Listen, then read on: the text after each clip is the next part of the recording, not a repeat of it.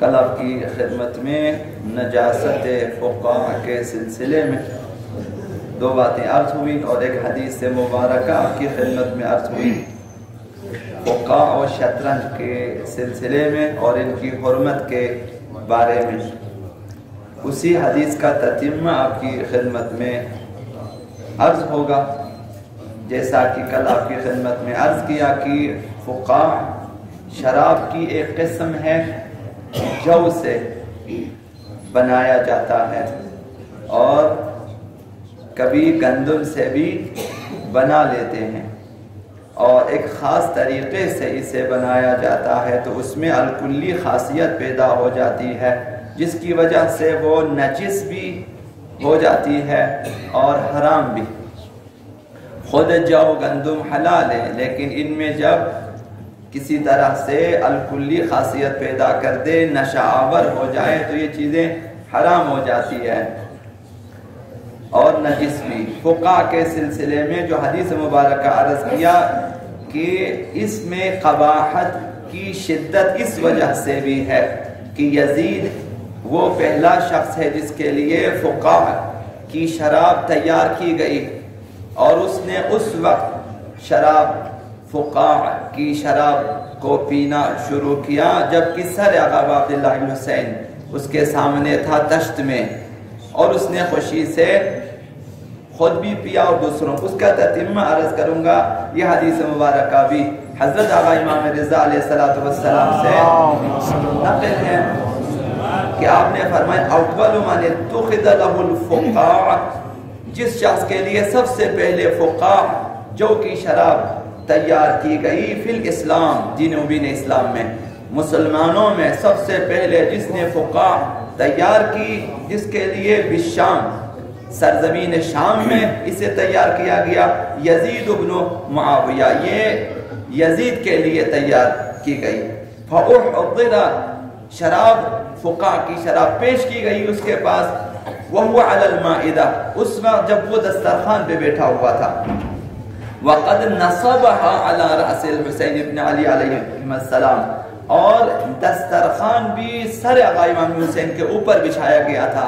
نیچے تشت ہے، تشت میں سر ہے اور سر کے اوپر بھی دسترخوان کو بچھایا گیا تھا اور شراب حاضر کی۔ فَجَعَلَ يَشْرَبُهُ وَيَسْقِي أَصْحَابَهُ، یزید خود بھی پیتا جاتا تھا فقاع کی شراب اور اپنے ساتھیوں کو بھی خود پلاتا تھا۔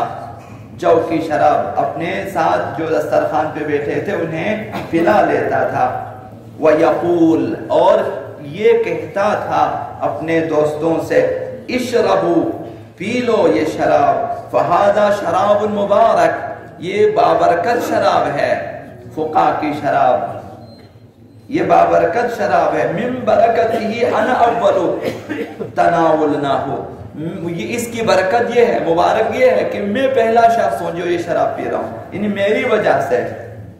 دوسری حدیث میں بھی اس سلسلے میں بات آئی ہے کہ اس نے کہا کہ اگر اس میں کوئی اور برکت نہ ہو تو یہی برکت کافی ہے کہ میں پہلا شخص ہوں جو شراب پی رہا ہوں، فقاع جو کی شراب، یہ میں پہلا شخص ہوں کہ میں پی رہا ہوں، لہذا یہ بابرکت ہے۔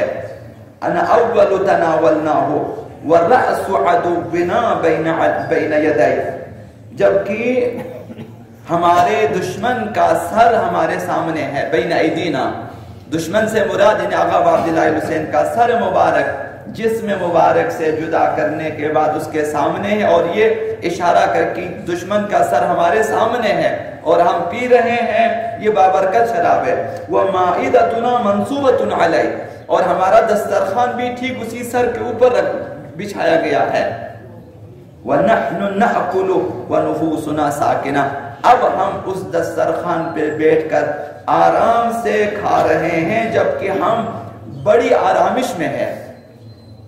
سر نواسے رسول کو جدا کرنے کے بعد کہہ رہا ہے کہ اب ہمارا نفس مطمئن ہو چکا ہے، وَقُلُوبُنَا مُطْمَئِنَّةٌ، اور ہمارا دل بھی مطمئن ہے۔ فمن، اس کے بعد آقا امام رضا علیہ السلام نے ارشاد فرمایا، فمن کان من شیعتنا، پس جو بھی ہمارا شیعہ ہوگا، فَلْيَتَوَرَّ عَنْ شُرْبِ الْفُقَاعِ، بس فقہ کی شراب، جو کی شراب سے پرہیز کریں، دوری اختیار کریں. فَإِنَّهُ شَرَابُ أَعْدَائِنَا، یہ ہمارے دشمنوں کی شراب ہے. اب اس میں قباحت زیادہ ہو جائے، شراب چاہے یزید پیے یا نہ پیے حرام ہے. جو کی شراب بھی اسی طرح سے، لیکن اس کی قباحت زیادہ. یہ وہ شراب ہے جسے یزید نے پسند کیا اور قتل آقا امام حسین کی خوشی میں پیا اور دوسروں کو بھی پلایا. تو امام نے آخر میں فرمایا اگر کوئی اس سے پرہیز نہ کرے وہ ہمارے دین میں نہ ہوگا. جو شراب سے اور فقہ سے، جو کی شراب سے پرہیز نہ کرے وہ ہمارے دین میں سے نہ ہوگا، یعنی اس کا تعلق ہمارے دین سے نہ ہوگا. اگرچہ شراب حرام ہے لیکن تاکید ہے کہ دشمن کی پینے کی چیز ہے، پرہیز کرے اس سے. اور انہوں نے آقا امیر المؤمنین سے روایت کی اور پیغمبر اسلام کا حوالہ دیا آقا امام رضا علیہ السلام نے کہ پیغمبر اسلام نے فرمایا کہ لا تلبسوا لباس اعدائی، ہم میرے دشمنوں کے لباس نہ پہنا کرو. وہ لباس جو دشمنوں کے لیے مخصوص ہے یا جنہوں نے دشمنی میں پہنا ہے. حرام لباس ہے، مکروہ لباس ہے اور دشمن کا ہے. ان دشمن پسند کرتے ہیں ایسے لباس کو، نہ ان کی عام لباس مومن کافر سب پہن لیتے ہیں. مخصوص لباس کفار. بعض لباس ہیں جو کافروں سے مخصوص ہیں، بعض چیزیں ہیں مثلا صلیب، یہ عیسائیوں کے لیے ہے، یہودیوں کے لیے اسی طرح ان کا ایک مثلا ستارہ یہ نحس داودی مثلا ان کے لیے ہیں. اسی طرح ہندوؤں کے لیے ایک مخصوص چیز ہے. تو اسی طرح جو مخصوص چیزیں ہیں، مخصوص ٹوپیاں ہوتی ہیں بعض کفار اور دشمنوں کے لیے، وہ مرادیں، وہ مخصوص لباس جو دشمنوں، پیغمبر صلی اللہ علیہ وسلم ہمارے دشمنوں کے لباس نہ پہنا کرو. وَلَا تَطْعَمُوا مَطَاعِمَ أَعْدَائِي، ہمارے دشمنوں کے کھانے نہ کھایا کرو. یعنی اس سے وہ کھانے مرادیں جو خاص کر دشمن، کفار، منافقین اور دشمن پسند کر کے کھاتے ہیں، دشمنی میں کھاتے ہیں. بعض کھانے وہ لوگ کھاتے حرام ہیں اور ہم نہیں کھاتے، اب ہمیں چاہیے کہ ان سے دوری اختیار کریں، وہ لوگ کھا لیتے ہیں. وَلَا تَسْلُكُوا مَسَالِكَ أَعْدَائِي، اور ہمارے دشمنوں کی راہ پہ مت چلو. اگر یہ کام کیا، دشمنوں کے لباس کو پسند کیا، ان کے کھانوں کو پسند کیا جو مشترکہ نہیں ہے مقصود ان کے، اور ان کی راہ کو پسند کیا وہ جو گمراہی ہے، تو فرمایا فَتَكُونُوا أَعْدَائِي كَمَا هُمْ أَعْدَائِي، پیغمبر صلی اللہ علیہ وسلم تم بھی میرے دشمن بن جاؤ گے جس طرح وہ میرے دشمن ہو گئے ہیں.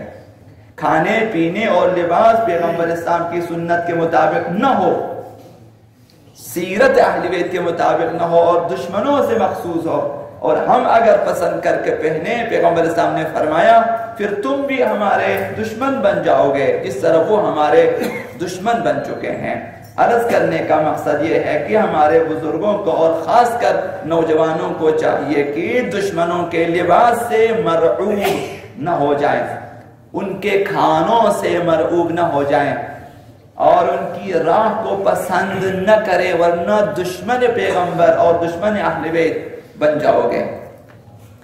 ان کے صرف ظاہرداری ہے جو حضرت اقبال نے فرمایا کہ کر بلبل و طاؤس سے جو ہے ان کی تقلید سے توبہ کرو.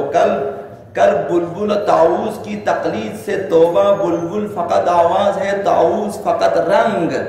ان کے صرف آواز اور رنگ ہے، حقیقت کچھ بھی نہیں ہے. ان کی طرف نہ جائیں. جیسا کہ بعض ہمارے فقہاء نے ان کے بارے فرمایا کہ انہائے کی نظیف ترند کثیف ترند، وہ بہت بدتر کثیف ہے آپ سے اور ہم سے. ان کی ظاہری جو صفائی کو نہ دیکھیں. تو جس طرح سے حضرت اقبال نے فرمایا کہ جو ہے میں گیا یورپ میں لیکن خیرہ نہ کر سکا مجھے، جلوہ دانش فرنگ سرما ہے میری آنکھ کا خاک مدینہ و نجف. ہمیں اپنے اسلاف پہ فخر ہونا چاہیے، اپنے اہل بیت نے جو لباس متعارف کر اس پہ فخر ہونا چاہیے، اور وہ کھانے جو ہمارے اہل بیت نے اور پیغمبر اسلام نے بیان کیے ان پہ ہمیں فخر ہونا چاہیے اور ان کی طرف آنا چاہیے۔ دشمنوں کو دیکھ کر ان کی طرح کھانا، ان کی طرح رہنا، ان کی طرح بات چیت اور ان کی طرح لباس، یہ شیعیان اہل بیت اور مسلمانوں کو بالعموم زیب نہیں دیتا ہے۔ لہذا جہاں تک ہو سکے دشمنوں سے ان معاملات میں دوری اختیار کرنا ضروری ہے۔